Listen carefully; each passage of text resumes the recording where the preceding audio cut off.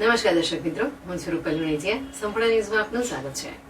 લોકસભાની ચૂંટણી તો સમગ્ર જગ્યાએ યોજાઈ રહી છે, પરંતુ બનાસકાંઠાની ચૂંટણીનો માહોલ કંઈક અલગ જ છે, કારણ કે આ વખતે ભાજપ અને કોંગ્રેસ એમ બંને પક્ષે મહિલા ઉમેદવારોને મેદાનમાં ઉતારવામાં આવ્યા છે. જેમાં કોંગ્રેસ ઉમેદવારે ગઈકાલે ફોર્મ ભર્યું હતું, જ્યારે ભાજપના ઉમેદવારે આજે મંગળવારે ફોર્મ ભર્યું છે, જેમાં મોટી સંખ્યામાં સમર્થકો જોડાયા હતા. બનાસકાંઠા લોકસભા ચૂંટણીમાં ભાજપના ઉમેદવારે વિશાળ જનમેદની સાથે પાલનપુર કલેક્ટર કચેરી ખાતે પહોંચી પોતાનું ફોર્મ રજૂ કર્યું હતું. આ પ્રસંગે રાજસ્થાનના મુખ્યમંત્રી સહિત ભારતીય જનતા પાર્ટીના આગેવાનો તેમજ કાર્યકરો મોટી સંખ્યામાં ઉપસ્થિત રહ્યા હતા. બનાસકાંઠા લોકસભાની ચૂંટણીનો રંગ ધીમે ધીમે જામી રહ્યો છે, જેમાં ઉમેદવારી ફોર્મ ભરવાની પ્રક્રિયા ચાલુ થઈ ગઈ છે. જેમાં સોમવારે કોંગ્રેસ દ્વારા ઉમેદવારી નોંધાવ્યા બાદ મંગળવારે ભારતીય જનતા પાર્ટીના ઉમેદવાર ડોક્ટર રેખાબેન ચૌધરી દ્વારા પોતાની ઉમેદવારી નોંધાવવામાં આવી હતી. રેખાબેન ચૌધરી દ્વારા સવારે કંથેરિયા હનુમાન દાદાના મંદિરે દર્શન કરી સમર્થકો સાથે પાલનપુર ડીસા હાઈવે પર આવેલ જોડનાપુરા પાટિયા પાસેના પાર્ટી પ્લોટ ખાતે સભા સ્થળે પહોંચ્યા હતા, જ્યાં રાજસ્થાનના મુખ્યમંત્રી ભજનલાલ શર્માની ઉપસ્થિતિમાં જાહેર સભા યોજાઈ હતી, જેમાં વિશાળ સંખ્યામાં લોકો ઉપસ્થિત રહ્યા હતા અને જંગી જાહેર સભા યોજ્યા બાદ રેલી સ્વરૂપે પાલનપુર કલેક્ટર કચેરી ખાતે પહોંચ્યા હતા, જ્યાં રસ્તામાં ઠેર ઠેર તેમનું સ્વાગત કરવામાં આવ્યું હતું અને એરોમા સર્કલ ખાતે જેસીબી ઉભા કરી સમર્થકો દ્વારા ઉમેદવાર રેખાબેન ચૌધરીની નીકળેલી રેલી પર ફૂલ વર્ષા કરી હતી. ત્યારબાદ કલેક્ટર કચેરી ખાતે પહોંચી ડોક્ટર રેખાબેન ચૌધરી દ્વારા કલેક્ટર સમક્ષ પોતાનું ફોર્મ રજૂ કરી પોતાની ઉમેદવારી નોંધાવી હતી. આ પ્રસંગે કેબિનેટ મંત્રી બળવંતસિંહ રાજપૂત, બનાસકાંઠા સાંસદ પરબતભાઈ પટેલ, પાલનપુરના ધારાસભ્ય અનિકેતભાઈ ઠાકર, પૂર્વ કેન્દ્રીય મંત્રી હરિભાઈ ચૌધરી, ડીસાના ધારાસભ્ય પ્રવીણભાઈ માળી, જિલ્લા ભાજપ પ્રમુખ કીર્તિસિંહ વાઘેલા સહિત મોટી સંખ્યામાં ભાજપના કાર્યકરો તેમજ હોદ્દેદારો ઉપસ્થિત રહ્યા હતા. ઓકે બેન, આજે ઉમેદવારી ફોર્મ ભર્યું છે.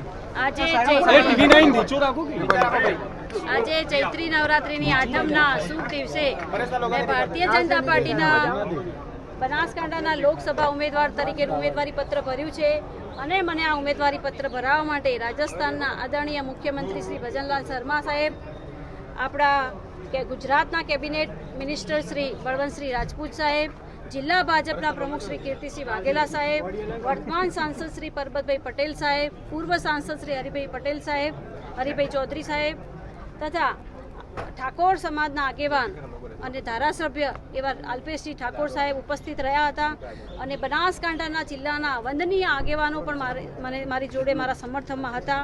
અને તમે જોયું કે જે સભા અને રેલીમાં પ્રચંડ જનસમર્થન, પ્રચંડ સંખ્યામાં, વિશાળ સંખ્યામાં જે બનાસવાસીઓ ઉપસ્થિત રહ્યા હતા, એના ઉપરથી મને લાગે છે કે બનાસવાસીઓએ મોદી સાહેબને ત્રીજી વખત દેશના વડાપ્રધાન બનાવવા માટેનું મન મનાવી લીધું છે. એટલે બનાસવતી પણ એક કમળ બનાસવાસીઓ જરૂરથી દિલ્હી મોકલશે અને બનાસકાંઠાના ભારતીય જનતા પાર્ટીના જે દેવ દુર્લભ કાર્યકર્તાઓની જે મહેનત છે અને પ્રજાનો જે મોદી સાહેબ પ્રત્યેનો પ્રેમ છે, મોદી સાહેબનો જે વિકાસ છે અને બનાસની જે 36 કોમની સમજુ અને હોશિયાર પ્રજા છે, એના ઉપરથી મને પૂરેપૂરો વિશ્વાસ છે કે અમારા અધ્યક્ષ પાટીલ સાહેબનો 5 લાખથી વધારેનું જે લીડનું લક્ષ્યાંક છે એ બનાસવાસીઓ જરૂરથી પૂરું કરશે અને મોદી સાહેબના હાથ બનાસવતી વધુ મજબૂત કરશે. આભાર. देखिए, मैंने जो गुजरात में जो जनता का उत्साह और उमंग देखा है, जनता का उत्साह और उमंग जो मैंने गुजरात के अंदर देखा है, मैं कह सकता हूँ गुजरात फिर तीसरी बार इतिहास दोहराएगा.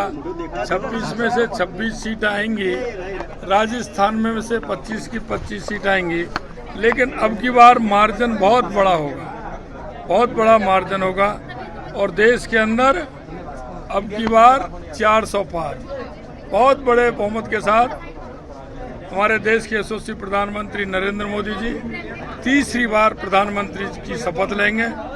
आप सभी गुजरात वासियों को में जो उत्साह और उमंग है, उसके लिए मैं बहुत बहुत धन्यवाद और साधुवाद देना चाहता हूँ.